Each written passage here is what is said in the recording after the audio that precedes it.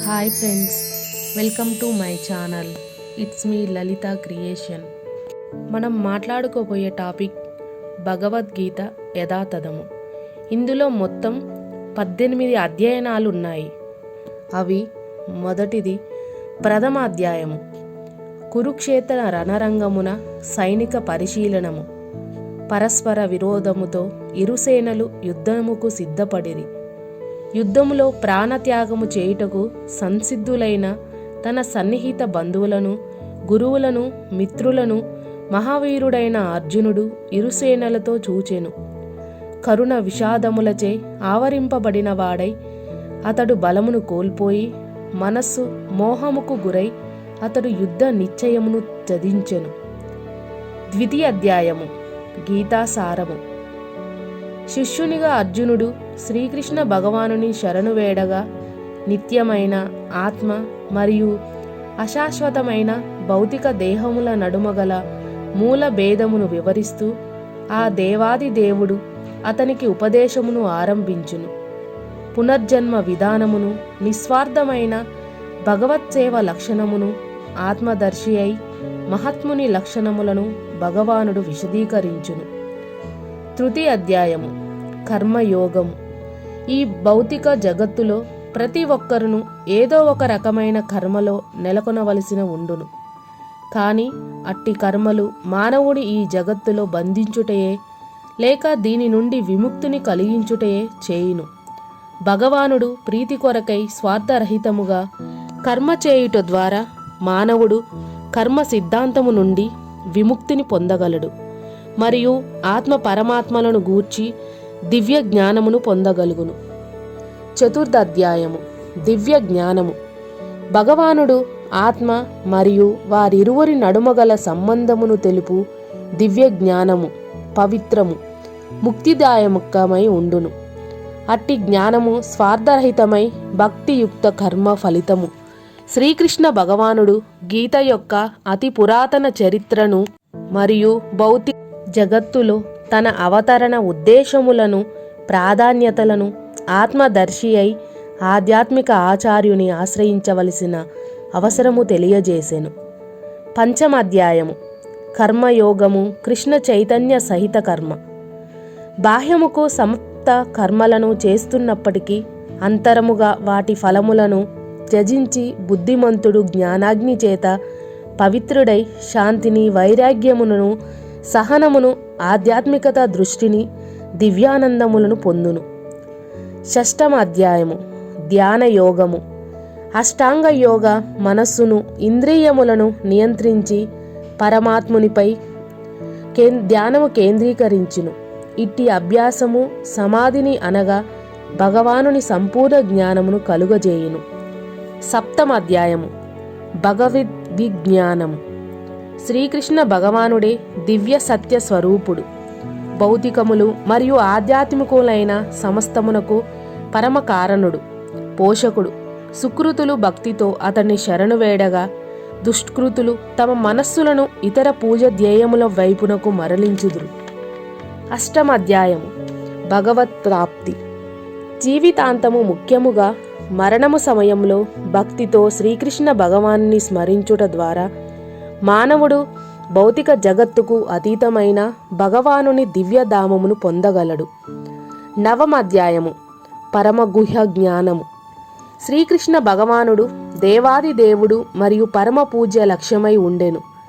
జీవుడు దివ్యమైన భక్తియుక్త సేవ ద్వారా అతనితో నిత్య సంబంధమును కలిగి ఉండును.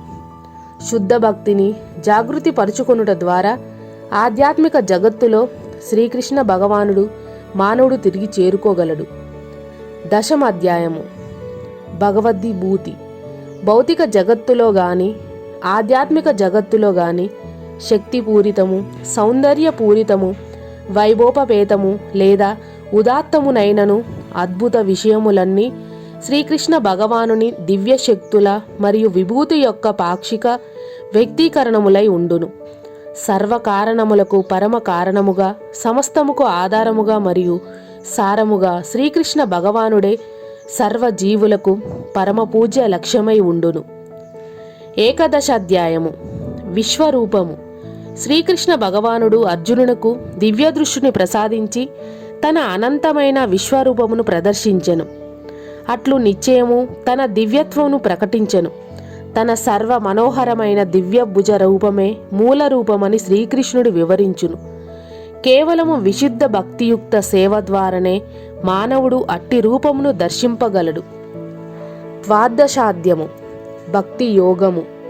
ఆధ్యాత్మిక స్థితి యొక్క పరమావధి అయిన విశుద్ధ కృష్ణ ప్రేమను పొందుటకు శ్రీకృష్ణ భగవానుని శుద్ధమైన భక్తియుక్త సేవయే అత్యున్నతము మరియు ఆవశ్యకము అయిన మార్గమై ఉండును.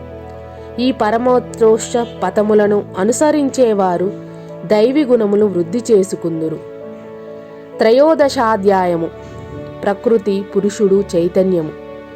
దేహము ఆత్మ మరియు ఈ రెండిటికి అతీతమైన పరమాత్మ నడుమగల భేదమును అవగాహన చేసుకొనినవాడు ఈ భౌతిక జగత్తు నుండి ముక్తిని పొందును. చతుర్దశాధ్యాయము ప్రకృతి త్రిగుణములు. దేహదారులందరూ సత్వగుణము, రజోగుణము, తమోగుణములు అనేక ప్రకృతి త్రిగుణములకు లోబడి ఉందురు. ఈ త్రిగుణములు ఏమిటో, అవి మానవులపై ఏ విధంగా ప్రభావం చూపునో, మానవుడు ఎట్లా వాటిని అధిగమించగలడో శ్రీకృష్ణ భగవానుడు వివరించును. గుణాతీత స్థితిని పొందినట్టి మహాత్ముని లక్షణములను కూడా తెలియజేయును. పంచదశమాధ్యాయము పురుషావ అధ్యాయము భౌతిక జగత్తు బంధము నుండి విడువట మరియు శ్రీకృష్ణుని దేవాదేవునిగా అవగాహన చేసుకొనుటయే వేద విజ్ఞానపు అంతిమ ప్రయోజనము. ఈ విధముగా శ్రీకృష్ణ భగవానుని దివ్యత్వమును ఎరిగినవాడు ఆ దేవాది దేవుని శరణు వేడి అతని భక్తియుక్త సేవలో నెలకొనుట. షాడోషాధ్యాయము దైవానుసుర స్వభావము. అసుర ప్రవత్తులను కలిగి శాస్త్ర నియమములను పాటించక విపరీత తలంపుతో జీవించువారు నీచ జన్ములను పొంది మరింత భవబంధములతో చిక్కుకుందురు. కానీ దైవీ గుణము కలిగి ఉండి శాస్త్ర ప్రమాణముకు కట్టుబడి నియమిత జీవమును గడిపేవారు క్రమముగా ఆధ్యాత్మిక పరిపూర్ణత్వము సాధించగలరు. సప్తదశమాధ్యము శ్రద్ధ త్రయ విభాగములు. భౌతిక ప్రకృతి త్రిగుణములకు సంబంధించినవై ఆ త్రిగుణముల నుండియే ఉద్భవించిన శ్రద్ధలు త్రివిధములుగా ఉండును. రజస్తయోమో గుణములతో కూడిన శ్రద్ధ కలిగిన వారు చేయు కర్మలు అశాశ్వతములు, భౌతికములైన ఫలితములనే అందించును. కానీ శాస్త్ర నిర్దేశానుసారం సత్వగుణ ప్రధానమై శ్రద్ధతో చేయబడు కర్మలు హృదయమును పవిత్రము చేసి శ్రీకృష్ణ భగవానుని పట్ల శుద్ధమైన శ్రద్ధ భక్తులను కలిగించును.